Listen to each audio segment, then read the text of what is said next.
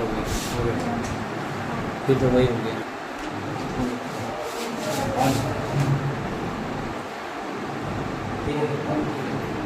चलो टॉपिक हम लोग का है डिसोल्यूशन ऑफ पार्टनरशिप फॉर 2। देखो इससे पहले क्योंकि अब तो सेमेस्टर सिस्टम हो गया आप लोगों का, जब हम लोग बीकॉम पार्ट 1 में आते थे तो बीकॉम पार्ट 1 में क्वेश्चन किसी टॉपिक से आता था। D1 और D2 पढ़े ना आप लोग, तो D1 से क्वेश्चन कभी नहीं पूछता था, हमेशा पूछता था D2 से, और D2 से भी जब पूछता था तो गार्नर वर्सेस मर्रे डिसीजन का ही पूछता था। तो ये क्या है, dissolution of partnership for D2। चाहते तो इस पूरे चैप्टर को D1, D2, D3 में बांटने का ग्रुप में कोई ज़रूरत नहीं था। हम लोग D1 के अंदर में ही कुछ क्वेश्चन जो है गार्नर वर्सेस मर्रे केस डाल देते, लेकिन आपके इजी के लिए, आपको आसान लगे इस कारण जो है इस चैप्टर को हम लोग 2 पार्ट में डिवाइड कर दिए। एक का नाम बोला गया D1 और दूसरे का नाम बोला गया D2, और गार्नर वर्सेस मर्रे डिसीजन को D2 में ही डाला गया। अगर D1 में डालते हैं ना तो थोड़ा सा पहले ही आप लोगों को टफ लगने लगता कि सर इंटर में जो पढ़े हम लोग डिसोल्यूशन ऑफ पार्टनरशिप 1, तो उससे वो थोड़ा सा क्या हो गया, डिफर हो गया, थोड़ा सा अलग हो गया। तो हम लोग क्या किए, ये जो राइटर था वो क्या किया कि D1 में कोई छेड़छाड़ नहीं किया। D1 में जैसे आप लोग रियलाइजेशन अकाउंट बनाए, फिर पार्टनर्स कैपिटल अकाउंट बनाए, फिर लोन और कैश अकाउंट बनाते थे, सेम चीज आपको रहने दिया। डिसोल्यूशन का मतलब हम आप लोग को बता चुके हैं, पिछले वीडियो में भी, पिछले क्लास में भी हम आप लोग को पूरा समझा चुके हैं। डिसोल्यूशन ऑफ पार्टनरशिप 2 के अंदर में जो सबसे VVI टॉपिक है वो है गार्नर वर्सेस मर्रे। तो गार्नर वर्सेस मर्रे डिसीजन पहले हम लोग देख लेते हैं होता क्या है, उसके बाद हम लोग क्वेश्चन पे आते हैं। देखिए गार्नर मर्रे क्या है ना कि एक केस हुआ था 1900 में, 1900 में। तो 1900 में केस क्या था कि 3 बिजनेसमैन था, एक का नाम था गार्नर, एक का नाम था मर्रे और एक का नाम था विल्किंस। ये तीनों बिजनेसमैन था। ये ऐसा नहीं कि कोई बहुत बड़ा विद्वान था, स्कॉलर था जो है जिसके बारे में हम लोग अभी पढ़ रहे हैं। हुआ क्या कि बिजनेस कोर्ट में कब जाता है, जब कोई ना कोई विवाद होता है, जब आपस में कोई ऐसा डिस्प्यूट हो जाए, आपस में कुछ ऐसा डिस्प्यूट जो पर्सनल बैठ के हम लोग सॉल्व उसको नहीं कर पाते हैं, तभी जाते हैं कोर्ट का सहारा लेते हैं। और कोर्ट तब तक इंटरफेयर नहीं करेगा जब तक आप उसके पास नहीं जाएंगे। सिंपल सी बात है, अगर हम लोग जमीन का आपस में बंटवारा भी करते हैं तो हम लोग क्या करते हैं, अगर मान लीजिए 3 भाई हैं तो तीनों भाई आपस में बैठ जाते हैं, नापी कर लिए, नापी करके तीनों आपस में बांट लिए। क्या कोर्ट आके बोला हमको कि सर बिना मेरे परमिशन का आप कैसे बांट लिए? नहीं ना बोला। लेकिन अगर तीनों में लगता है हम तीनों को कि जब नापी हो रहा है, बंटवारा हम लोग कर रहे हैं, आपस में डिस्ट्रीब्यूट कर रहे हैं, तब तक जो है कुछ ना कुछ जो है क्लियर नहीं हो पा रहा है। वो कर रहा है कि वो उसका कम हो गया, वो बोल रहा है उसका कम हो गया। तब बोलते हैं हम लोग, या हम लोग ऐसा लगता है क्या कि एक जो है वो थोड़ा सा दबंग टाइप का है, थोड़ा सा ताकतवर है, वो हम लोग के साथ बेईमानी कर सकता है। तब हम लोग क्या करते हैं, इसका सहारा लेते हैं, कोर्ट का सहारा लेते हैं। तब कोर्ट इंटरफेयर करेगा।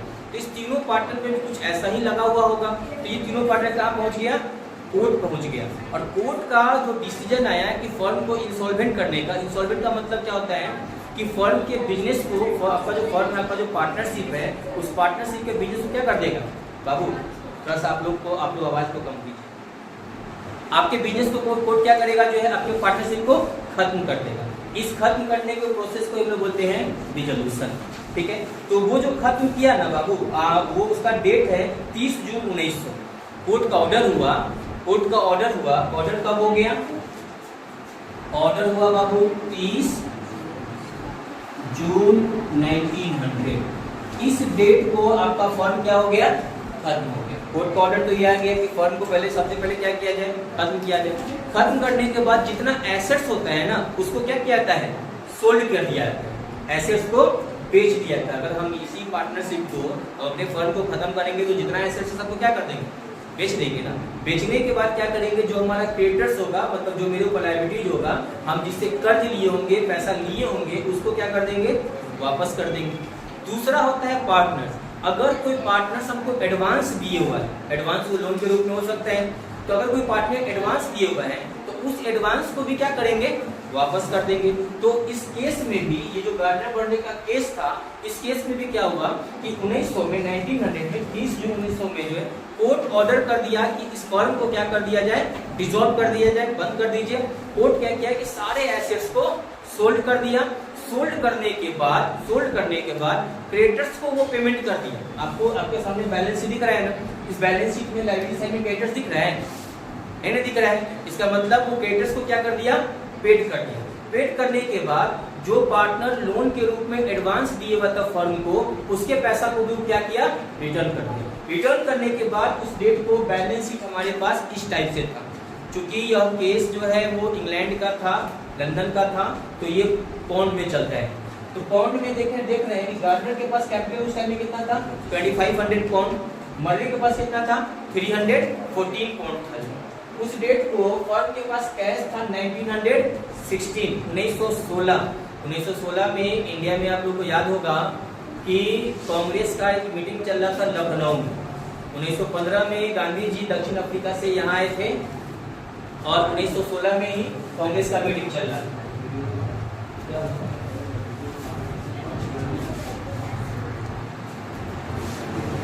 जब हटेंगे तो रोक कीजिएगा। तो 1916 कैश के रूप में था उसके पास कौन, और हम लोग देख रहे हैं कि विल्किंस का ओवरड्रॉन कितना था। ओवरड्रॉन का मतलब क्या होता है कि पार्टनर अपना कैपिटल उसका खत्म हो चुका है और वो फर्म से उल्टा लोन के रूप में पैसा लिए हुआ, उसको लोग ओवरड्रॉन बोलते हैं। ओवरड्रॉन विल्किंस का कितना है, 263। अब जाहिर सी बात है कि तीन पार्टनर अगर था, गार्डनर, मर्रे और विल्किंस, तो सबसे पहले जो इंसॉल्वेंट हुआ, दो वर्ड याद रखिए हम लोग, एक को बोलते हैं इंसॉल्वेंट, दूसरे को बोलते हैं सॉल्वेंट।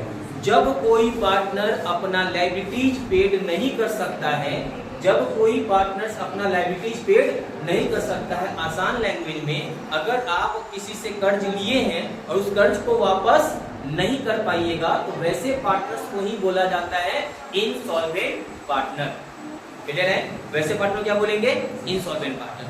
और जब कोई पार्टनर अपना लायबिलिटीज पेड कर सकता है, वैसे पार्टनर्स को बोलते हैं हम लोग सॉल्वेंट पार्टनर। आप लोग खुद से कीजिए बाबू, सब लोग अपने अपने बुक से कीजिए, तब आवाज नहीं आएगी। ठीक है?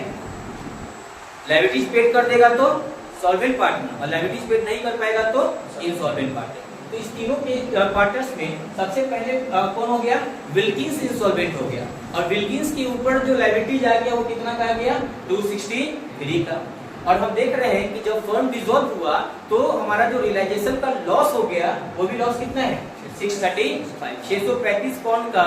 एक तो फर्म को ऐसे ही लॉस हो गया, ऊपर से 263 का किसका है, विल्किंस का भी ओवरड्रॉन है। तो कुल मिला के हमारे पास जो टोटल फर्म का लॉस हुआ वो 898 का। इसको 263 को और 635 को अगर हम प्लस कर दिए तो कितना का हम लोग को लॉस दिख रहा है, 898 का। क्लियर है हमारा? तो 898 का जो ये फर्म को जो लॉस हुआ, तो चूंकि विल्किंस तो पहले ही हाथ खड़ा कर चुका है, विल्किंस तो बोल चुका है कि सर हम तो इंसॉल्वेंट है, और इंसॉल्वेंट का तो मतलब ही होता है वैसा पार्टनर जो अपना लायबिलिटीज पेड नहीं कर सकता है। अब विल्किंस देख रहा है किसके तरफ, तो देख रहा है वो गार्डनर और मर्रे के तरफ। अब गार्डनर मर्रे बेचारा सोच रहा होगा कि विल्किंस तुम देख काहे रहा है हम दोनों को। विल्किंस तो यही सोच रहा होगा कि भैया अब मेरा जो लॉस होगा और जो फर्म का भी लॉस होगा वो किसको पेड करना होगा, गार्डनर और मर्रे। तो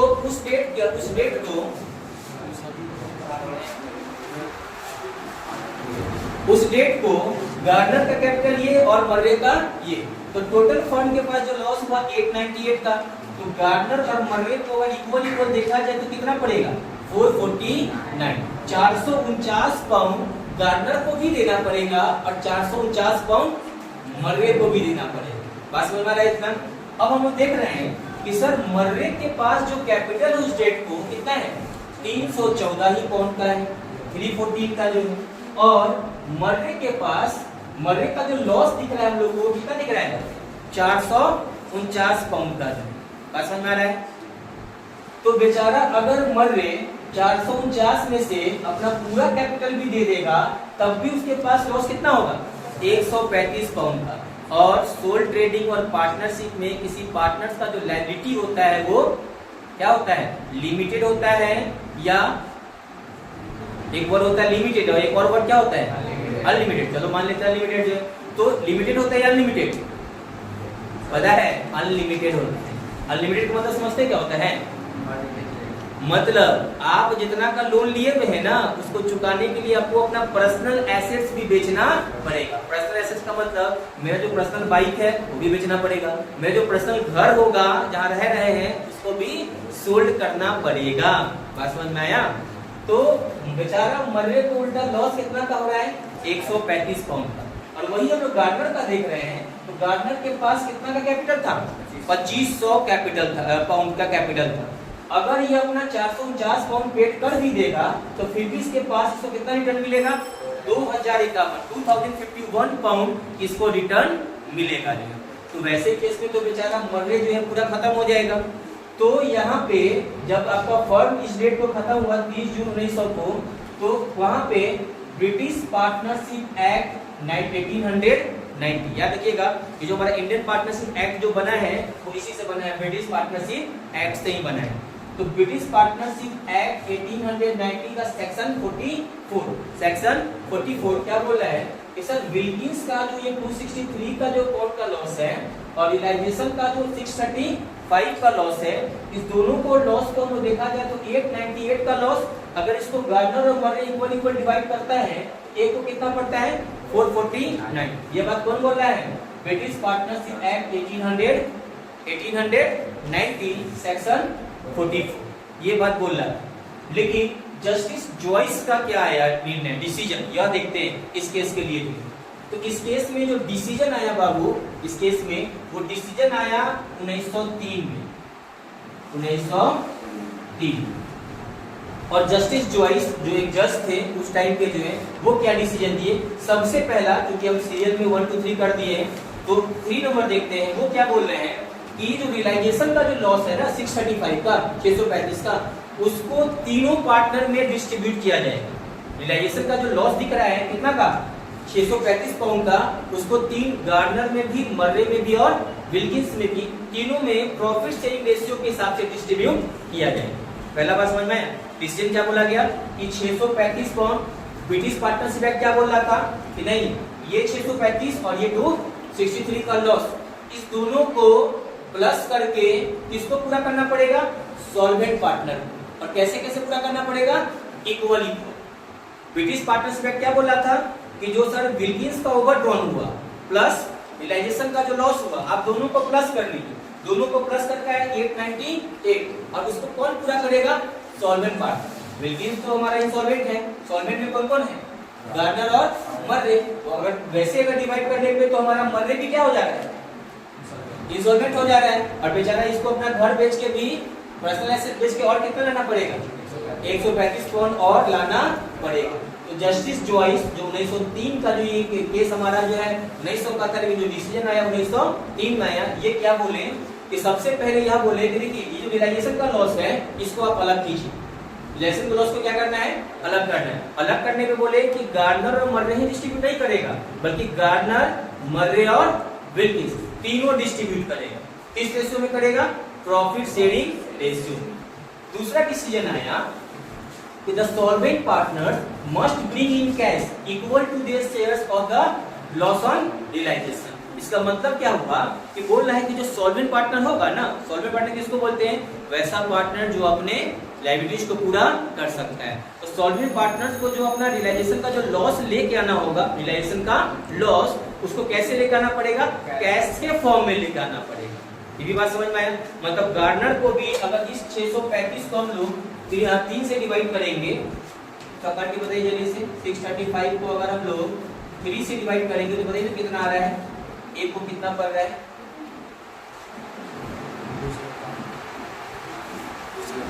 211 पाउंड।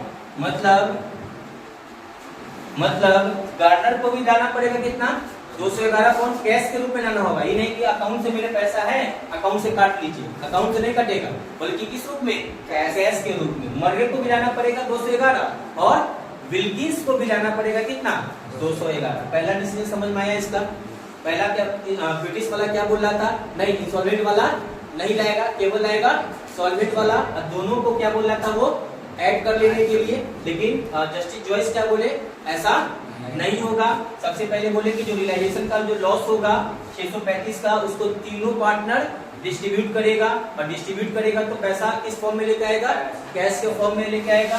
दूसरा बोला गया जो है कि सॉल्वेंट पार्ट नहीं, जो इंसॉल्वेंट है उसको छोड़कर सॉल्वेंट पार्टनर किस रूप में लेके आएगा, कैश के रूप में लेके आएगा। और तीसरा डिसीजन आया the deficiency of capital of the insolvent partner, the deficiency of partner of the insolvent partner. कहने का मतलब है कि डेफिशिएंसी का मतलब क्या होता है कि जो विल्किंस के ऊपर लोड पड़ा कि आपको इतना पैसा पेड करना है, उसके बारे में बोला insolvent partner should be divided, उसको बांटना चाहिए among the solvent partner in the ratio of their last agreed capital। मतलब कि जस्टिस जॉइस बोल रहे हैं कि आपका जो लॉस है ना, सॉल्वेंट पार्टनर का जो लॉस है, उसको प्रॉफिट से रेशियो पे डिवाइड नहीं करना है, बल्कि लास्ट जो कैपिटल उसका बचेगा, लास्ट कैपिटल का मतलब गार्डनर के पास कितना था 2500 का, और मर्रे के पास कितना था 314 पाउंड का। बोला गया कि इस दोनों का रेशियो निकालिए, कैपिटल रेशियो, और कैपिटल रेशियो पे आपको क्या करना है, उसको डिवाइड करना है। बात समझ में आया? तो जस्टिस जॉइस का डिसीजन अच्छा था, क्योंकि अगर इस रेशियो में निकालेंगे ना हम लोग, तो मर्रे कभी भी जो इंसॉल्वेंट नहीं हो, मर्रे भी बचा रहेगा और कैपिटल ये गार्डनर भी बचा रहेगा। क्योंकि गार्डनर कैपिटल ज्यादा लगाया है तो उसको ज्यादा लॉस सहना पड़ेगा। और 1903 से पहले, 1903 से पहले भी होता भी तो यही था ना कि अनइक्वल कैपिटल होता था, सबका अलग अलग कैपिटल होता था, लेकिन प्रॉफिट जब बढ़ता था तो कैसे बढ़ता था, इक्वल बढ़ता था। मतलब तीन पार्टनर ए बी सी, ए लगाया 10 लाख, बी लगाया 5 लाख और सी लगाया 1 लाख रुपया, तीन हो गया 10 लाख, 5 लाख और 1 लाख। और जब प्रॉफिट हुआ, मान लीजिए 15 लाख रुपया का अगर प्रॉफिट हो गया, तो प्रॉफिट बोला क्या कि एक काम करते हैं ना, 5 लाख और 5 लाख। बेचारा जो 1 लाख रुपया लगाया उसको भी कितना मिल रहा है 5 लाख, और जो बेचारा 15 लाख रुपया भी लगाया उसको भी मिल रहा है 5 लाख। तो 1903 से पहले अनइक्वल कैपिटल होता था, अलग अलग कैपिटल होता था, लेकिन प्रॉफिट बढ़ता था इक्वल। तो जस्टिस जॉइस यहाँ पे ठीक ही बोले कि भैया एक काम कीजिए, जो आपका इंसॉल्वेंट पार्टनर का जो डिफिशिएंसी होगा, उस डिफिशिएंसी को जो सॉल्वेंट पार्टनर गार्डनर और मर्रे किस रूप में, कैपिटल के रेशियो के रूप में पूरा करेगा। तीसरा डिसीजन भी समझ में आया। पहला क्या बोला वो कि रियलाइजेशन का जो लॉस होगा वो कौन पूरा करेगा, तीनों पार्टनर। कौन बोला, जस्टिस जॉइस। ये था इंडियन पार्टनरशिप एक्ट। अब बोलेगा 1932, तो सर केस आप बता रहे हैं 1903 का, तो 1932 आएगा कैसे जो है। तो ये ब्रिटिश पार्टनरशिप एक्ट 1890, ये इसका सेक्शन 44 बोलता था, क्या बोलता था कि भैया देखिए ये तो दिवालिया हो गया, इंसॉल्वेंट हो गया, इसको छोड़ दीजिए, और जो बच गया तो वही पूरा करेगा सॉल्वेंट पार्टनर। अब बोला कि जो विल्किंस का ओवरड्रॉन है ये, और लॉस ऑफ रियलाइजेशन है ये, दोनों को ऐड कर लीजिए, और ऐड करने के बाद दोनों क्या करेगा, इक्वल डिस्ट्रीब्यूट कर लेगा। तो इसके हिसाब से देखा जाए तो बेचारा मर्रे भी क्या था, इंसॉल्वेंट हो जाता। तो गार्डनर मर्रे केस में कोई बहुत बड़ा विवाद ऐसा नहीं था जो है। ये 1900 में एक केस हुआ, तीन पार्टनर गार्डनर मर्रे और विल्किंस, बैलेंस शीट आपके सामने यहाँ पे दिख रहा है। जस्टिस जॉइस का जो डिसीजन है वो बहुत अच्छा है, लेकिन इनके डिसीजन में एक क्रिटिसाइज भी करेंगे। एक क्रिटिसाइज क्या है कि अब मान लेते हैं आप गार्डनर को भी बोले अपने रियलाइजेशन लॉस को कैश के रूप में लेकर आने के लिए, मर्रे को भी बोले रियलाइजेशन का जो लॉस होगा उसको भी कैश के रूप में लेके आना होगा आपको। अब सपोज कीजिए मर्रे अपना पूरा एसेट बेच के पैसा लगा दिया हो, मर्रे अपना पूरा एसेट सोल्ड करके, गार्डनर अपना पूरा एसेट सोल्ड करके अगर पैसा बिजनेस के अंदर में लगा दिया हो, तब वो कैश कहां से लेके आएगा, क्या सही बात है ना। और अगर मेरे अकाउंट में ऑलरेडी 2500 पाउंड है, तो हम कह रहे हैं कि इसमें से पैसा क्या कर लीजिए आप, काट सकते हैं। हो सकता था कि नहीं, लॉस ही को ना पूरा करना था, डिफिशिएंसी को ही ना पूरा करना था, तो डिफिशिएंसी तो हम अपने कैपिटल से भी पूरा कर सकते थे, लेकिन आपने ऐसा डिसीजन नहीं लिया। जो डिसीजन आ गया उसी को हम लोग क्या करना है, फॉलो करना है। तो ये केस पहले समझ में आया, बैलेंस शीट समझ में आ गया। अब देखिए ये जब केस हम लोग का हो गया, तो इस केस को अच्छे समझने के लिए इसके ऊपर एक क्वेश्चन पहले करते हैं। क्वेश्चन करेंगे तो और अच्छे से समझ में आएगा। इसमें कोई ऐसा पॉइंट है जो आप लोग को समझ में नहीं आया है, समझ में आ गया होगा। इसका एक काम कीजिए, इसका एक बार फोटो ले लीजिए, पिक ले लीजिए। इसको पॉज कीजिए बिल्कुल। इलस्ट्रेशन नंबर 3 देखते हैं। इलस्ट्रेशन नंबर 3 देखते हैं हम लोग।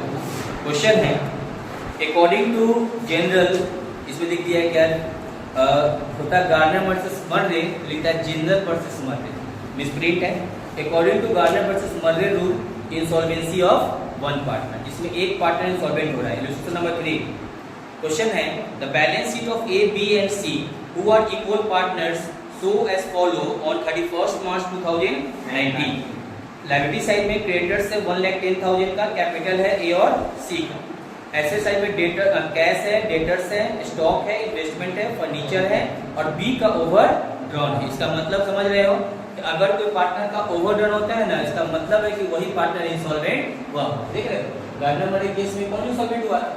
विल्किंस ओवरड्रॉ था तो विल्किंस इंसॉल्वेंट हो गया। एडजस्टमेंट में बोल रहा है कि the firm were dissolve on that day for the purpose of dissolution the investment were valued at ₹80,000, stock 1,40,000। C agreed to take over the investment and A to take over the stock. C investment ले रहा है और A stock ले रहा है। A also took over the office furniture भी वो book value पे ले। डेटर्स से रिलाइज हो रहे हैं 1,18,000। क्रेडिटर्स को हम लोग पेड कर रहे हैं फुल सेटिस्फिकेशन में 1,07,000। Assuming that B is insolvent and is unable to bring in anything in respect of his debt to the firm, B insolvent हो गया और बोल रहा है कि वो अपना जो उसका जो डेप्ट है वो कुछ भी पेमेंट नहीं कर पा रहा। So the realization account, capital account of all the partners, the final adjustment are to be made in accordance with the decision in Garner versus Murray। तो बोल रहा है कि जो डिसीजन हम लोग को जो पार्टनर्स कैपिटल में शो करेंगे वो कौन सा रूल अप्लाई करेंगे? गार्नर वर्सेस मर्रे का। तो देखते हैं कैसे बनेगा ये, इसको मिटा दें।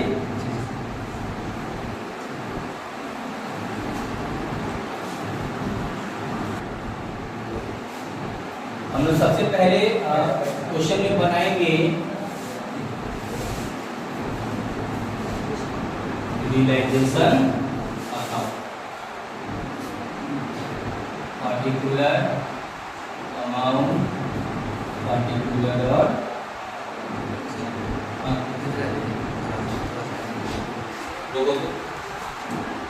देखते हैं बुक वैल्यू एसेट्स में क्या क्या है। बुक वैल्यू एसेट्स में डेटर्स है।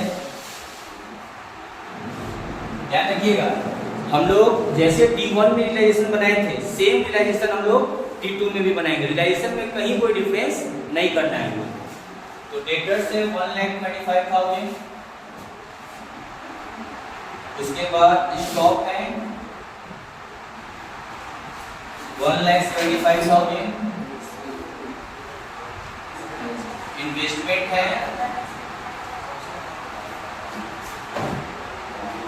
इन्वेस्टमेंट है हमारा 50,000। आप तो बात नहीं करेंगे आपस में। फर्नीचर एंड फिक्चर्स है 2,500। उसके बाद सन्ड्री क्रेडिटर्स 1,10,000 का है।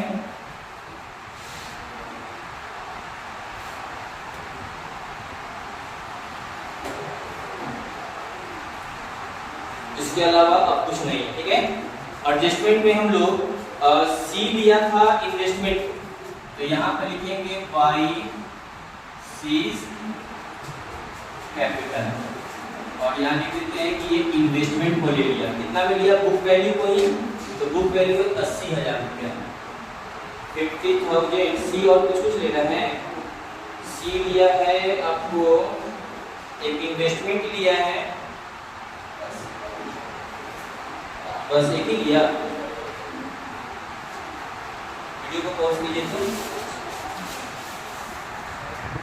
तो देखिए तो बोल रहा है कि जब फर्म का डिसॉल्व हो रहा है तो उस डेट को जो इन्वेस्टमेंट था उससे जो रिलाइज हो रहा है कितना? 80,000। आप 50,000 का 50,000 का, लेकिन रिलाइज हो रहा है 80,000। तो सी ले लिया 80,000 के इन्वेस्टमेंट को, 20,000 डाल देते हैं। फिर ए भी लिया है, ए दिया है तो लिखेंगे बाई एस कैपिटल। ए क्या क्या लिया? स्टॉक को लिया और फर्नीचर्स को लिया। तो सबसे पहले हम स्टॉक लिखेंगे। स्टॉक को लिया वो 1,40,000 में, और फर्नीचर एंड फिक्चर्स को लिया वो बुक वैल्यू 2500। ये हो गया 1,42,500। ठीक है। उसके बाद हम लोग डेटर्स से रिलाइज किए 1,18,000, तो यहाँ पे लिखेंगे बाई बैंक और डेटर्स 1,18,000। ओके। डेटर्स के बारे में बोला जा रहा है कि उसको पेमेंट भी करना है हम लोग को, और कितना परसेंट डिस्काउंट पे पेमेंट करना है डेटर्स को, तो बोला 1,07,000 पे पेमेंट कर देना है। तो यहाँ लिखेंगे बाबू टू बैंक और डेटर्स को पे कर देंगे 1,07,000। ओके। डेटर्स का पेमेंट हो गया, एसेट्स रिलाइज हो गया, अब कहीं कुछ भी नहीं। अब देखिए इस सब को प्लस कीजिएगा ना, इधर ज्यादा होगा इधर कम होगा, इधर ज्यादा इधर कम, तो क्या आता है? प्रॉफिट आता है, लॉस आता है। क्या आता है? तो इसको लिखेंगे by loss transfer to partners capital account. तीन पार्टनर है ए, बी और C. A capital, B capital और सी कैपिटल। लॉस जो होगा टोटल हम लोग का, इसको आप प्लस करेंगे तो प्लस करके जो टोटल आएगा वो आएगा 4,59,500। इसमें से इस सब को माइनस कीजिएगा ना, तो आपका लॉस आएगा 9,000। लॉस आएगा 9,000। अब क्वेश्चन में ये क्लियर किया है कि किस रेशियो में डिस्ट्रीब्यूट करना है, तो कहीं पर भी लिख दिया है ऊपर में the balance sheet of A, B and C were equal partner. Equal का मतलब इस 9,000 को 3 से जब डिवाइड करेंगे तो इसको भी मिलेगा 3,000, इसको भी 3,000 और इसको भी 3,000। हो गया। रियलाइजेशन जैसे पहले हम लोग बनाते थे वैसे ही बनाएंगे। अब देखिए चेंज कहाँ पे होता है? चेंज होता है बाबू पार्टनर्स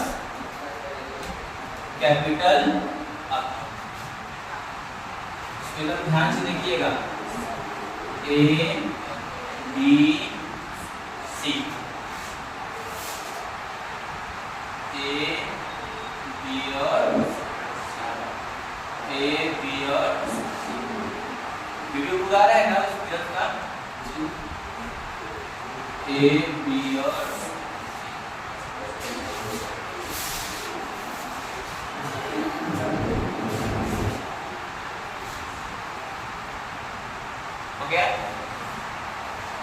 इसमें सबसे पहले हम लोग कैपिटल को लिखते हैं बाई बैलेंस बी।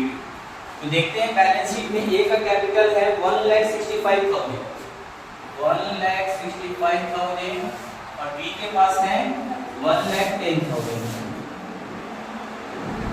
सी का ओवरड्रॉन है, इस साइड लिखेंगे टू बैलेंस बीडी। कितना ओवरड्रॉन है?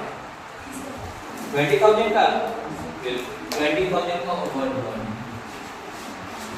क्लियर है इतना? अब यहाँ देखिए इधर बोर्ड पे फोकस कीजिएगा। इस साइड में कहीं पर भी ए, बी, सी तीनों का नाम है नहीं? इस साइड में दिख रहा है सर, यहाँ भी दिख रहा है और यहाँ भी। तो सबसे पहले ये बाई में है तो जो बी साइड में, और किस अकाउंट से आ रहा है? रियलाइजेशन। तो सी वाले में डाल देंगे 80 लिया था, तो अकाउंट से मैसेज भी आएगा your account has been debited. C को देख रहा है अकाउंट में 1 रुपया भी नहीं, और सी इन्वेस्टमेंट को ले लिया कितना में? 80,000 रुपए। अब पैसा ये नहीं है, कर्ज पे कर्ज लिए जा रहे हो, तो इंस्टॉलमेंट तो नहीं था। ए का देखिए यहाँ, तो ए में डाल देंगे 1,42,500। ये प्रॉब्लम है इसमें। यहाँ रियलाइजेशन का लॉस, तो ये भी बाई में है, तो 2 में किस अकाउंट से आ रहा है? रियलाइजेशन अकाउंट से आ रहा है 3,000 और 3,000। हो गया। यहाँ तक में कोई डाउट नहीं होना चाहिए। अब कैसे समझ में आता है कि सर कौन पार्टनर इंसॉल्वेंट होगा, इसको देखिए। देखिए ए के अकाउंट में ऑलरेडी दिख रहा है कितना पैसा?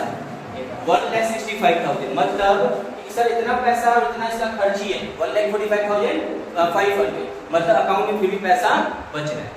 बी के अकाउंट में कितना पैसा है? 1,10,000। जबकि बी का देख रहे हैं उसमें कितना है? 3,000 नहीं, मतलब बी भी इंसॉल्वेंट नहीं। सी के अकाउंट में कितना है 0। और सी का खर्चा देखो 80 20 1 लाख 3,000। आमदनी अठन्नी खर्चा रुपया। जब आमदनी अठन्नी हो और खर्चा रुपया हो तो वैसे केस में पार्टनर इंसॉल्वेंट होगा ही हो। तो हम लोग को साफ साफ दिख रहा है कि सर ये जो सी है ना ये सी इंसॉल्वेंट हो गए।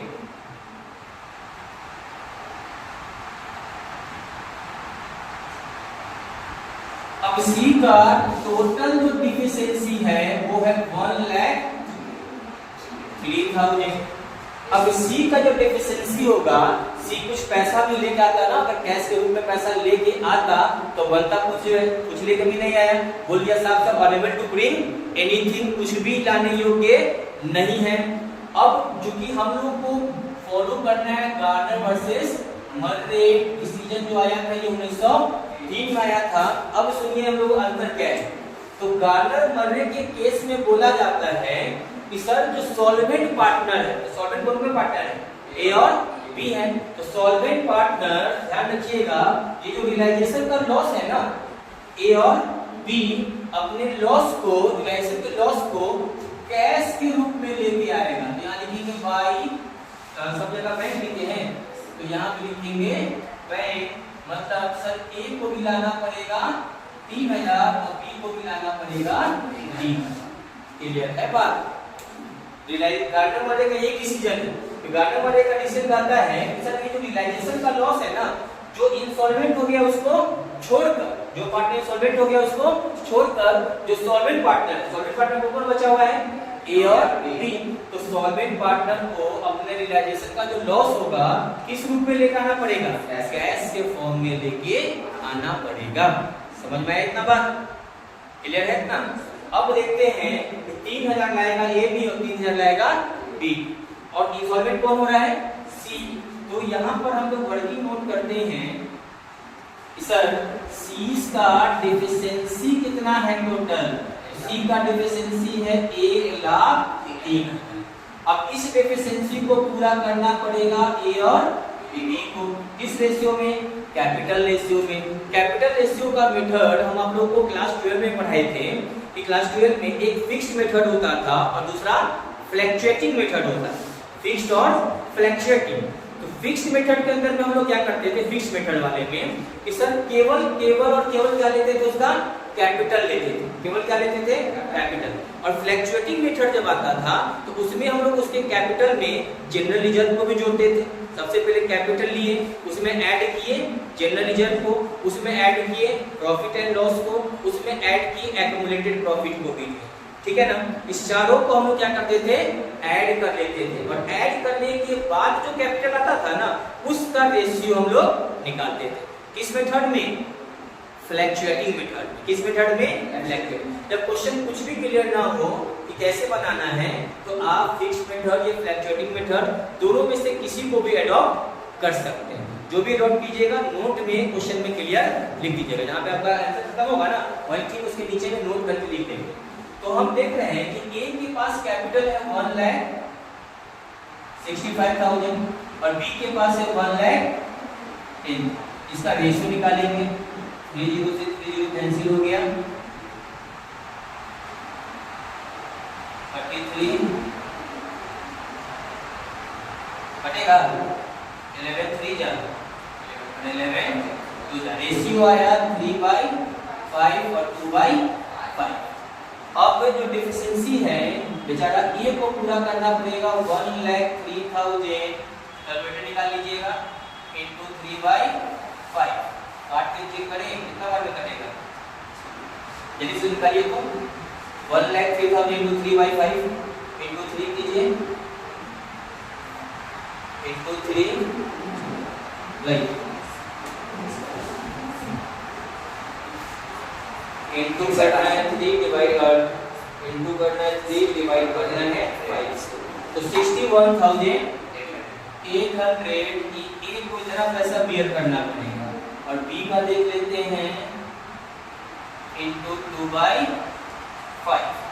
तो 1,03,000 इनटू 2 डिवाइडेड बाय 5 41,200 हो गया। टोटल डिफिशियंसी 1,00,000 3000 का ए को देना पड़ेगा 61,800 और बी को देना पड़ेगा 41,200। तो अब यहाँ पर लिखेंगे इस साइड में बाई इज कैपिटल अकाउंट। तो ए को ए दिया है, सी को कितना 61,800 और बी को सी के बदले में देना पड़ेगा कितना 41,200। सी का अकाउंट पूरा हो गया 1,03,000 कंप्लीट हो गया। अब ए और बी इसके अकाउंट में क्रेडिट किया है सी के अकाउंट में, तो सी वाला के पास तो मैसेज किया होगा your account has been credited. अब ए और बी जो कि पैसा दिया है तो उसके अकाउंट में क्या मैसेज आया होगा your account has been debited. तो इस साइड लिख देना है पहले। अब इस साइड हम लोग लिखेंगे ए और बी किसको पैसा दिया, इसके बदले में दिया सी के बदले में, तो यहाँ लिखेंगे टू सीज कैपिटल और ए के अकाउंट से डिडक्ट करेंगे 61,800 और बी का अकाउंट से डिडक्ट करेंगे 41,200। क्लियर है इतना कि नहीं?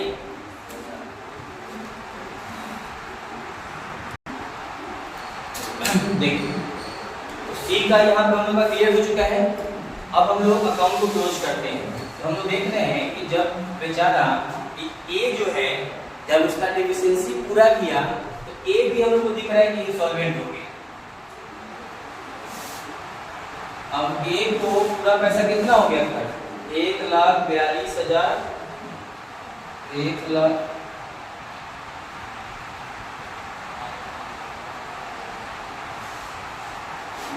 लाख क्या हो गया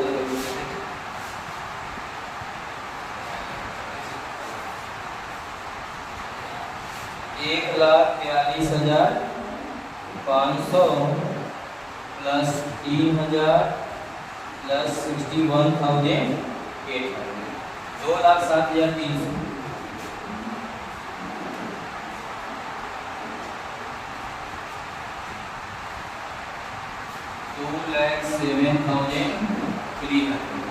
हम लोग क्या करेंगे इसमें से दोनों को माइनस करेंगे, जो आएगा उसको यहाँ पे बैंक करके लिखेंगे। मतलब ये जो बैलेंसिंग फिगर आएगा अब ए को उतना पैसा लेके आना पड़ेगा। कितना पैसा तो 1,68,000।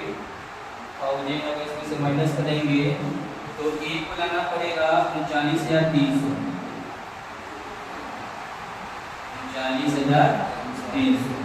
और बी को तो फाइनल पेमेंट हो जाएगा और ये हो गया 1,13,000। इसमें से जो इसको माइनस करेंगे जब दोनों को इसको फाइनल पेमेंट होगा। बी को देख लेते हैं 1,13,000 रुपये में से माइनस कीजिए 3,000 और माइनस 41,200 68,000 ये बी को फाइनल पेमेंट होगा। ठीक है, मतलब सी के चक्कर में बेचारा ए भी क्या हो गया इंस्टॉलमेंट हो गया। बी को पर्सनल प्रॉपर्टी बेच के कितना रुपया लाना होगा 39,300 रुपया। इसके बाद हम लोग जो सबसे लास्ट में बनाएंगे वो होगा हमारा बैंक अकाउंट। इसको गिरा दें। सबसे लास्ट में हम लोग बनाएंगे बाबू बैंक अकाउंट। तो बैंक अकाउंट में पार्टिकुलर अमाउंट पार्टिकुलर और इसमें सबसे पहले लिखते हैं टू बैलेंस शीट। तो क्वेश्चन में बैंक दिए हुए है ना, क्वेश्चन में बैंक हमारे पास है 12,500। यहाँ लिखेंगे 12,500 नहीं 12,500। इसमें यहाँ बैंक दिख रहा है 2 में है तो बाई में किस अकाउंट से आ रहा है रियलाइजेशन अकाउंट 1,07,000। इधर भी हम लोग को बैंक नहीं दिख रहा है, यहाँ पे बाई में है तो दो साइड में किस अकाउंट से रियलाइजेशन अकाउंट से 1,18,000। यहाँ पे बैंक दिख रहा है 2 में है तो बाई साइड में किस अकाउंट से तो 20 कैपिटल से आ रहा है, नाम दे दीजिएगा बाई 20 कैपिटल 68,800। यहाँ पे बैंक दिख रहा है बाई में है तो 2 में पहले आ रहा है सर वो एस कैपिटल से आ रहा है 30,000 और फिर 2 बी इस कैपिटल से भी आ रहा है 3000। यहाँ भी बैंक है तो यहाँ पे फिर लिखेंगे 2 ए इस कैपिटल, ये लेके आएगा 39,000। अब तो कहीं कुछ नहीं है, अगर दोनों तरफ इक्वल हो गया तो क्वेश्चन हमारा लगभग सही। चेक करते हैं।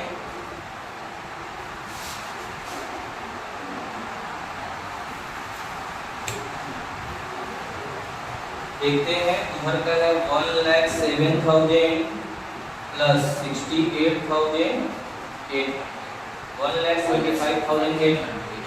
इधर हो गया 1,75,800।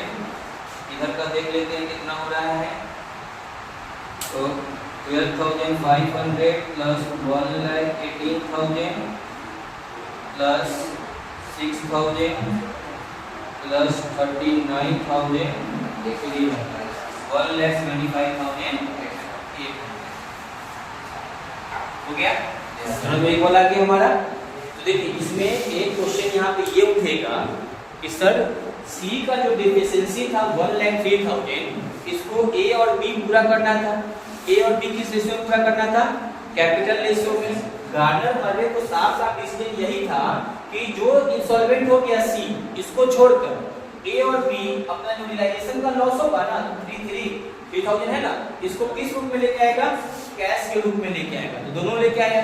लेकिन सर 1,03,000 सी का जो डेफिशिएंसी था, जब ए और बी पूरा किया तो हम लोग देख रहे हैं कि ए इंसॉल्वेंट हो गए, ए को कितना लाना पड़ेगा?